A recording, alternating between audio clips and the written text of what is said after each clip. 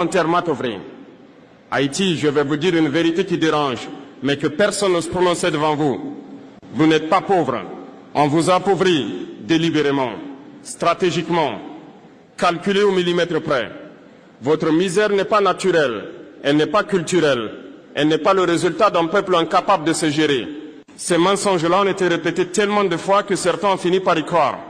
Mais la vérité, la vraie, c'est que votre pauvreté est un projet économique extérieur, mis en place pour vous garder pliés, dépendants, dociles. Haïti, on vous a affamé pour mieux vous contrôler. On vous a isolé pour mieux vous surveiller. On vous a étouffé pour mieux vous piller. On a cassé vos infrastructures, vidé vos institutions, étouffé vos industries. Puis on vous a offert des miettes en appelant ça de l'aide humanitaire.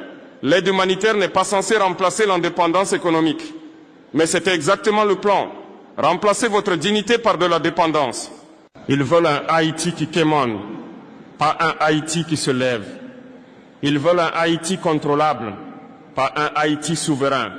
Ils veulent un Haïti affaibli, pas un Haïti puissant. Et je vais être encore plus clair.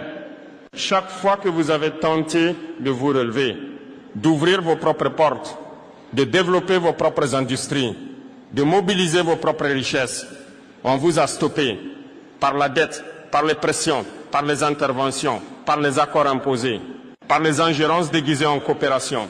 Haïti, on vous a volé votre droit naturel à la prospérité. Oui, volé. Parce que le pays qui a renversé l'esclavage n'avait pas le droit, selon eux, de prospérer librement. Leur logique était simple.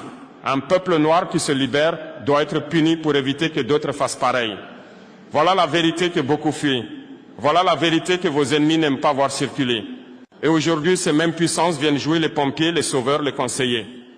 Ils s'autoproclament amis d'Haïti, mais leurs mains sont toujours le pillage. Haïti, vous n'êtes pas pauvre. Vous êtes riche d'histoire, riche de courage, riche de ressources, riche de talents.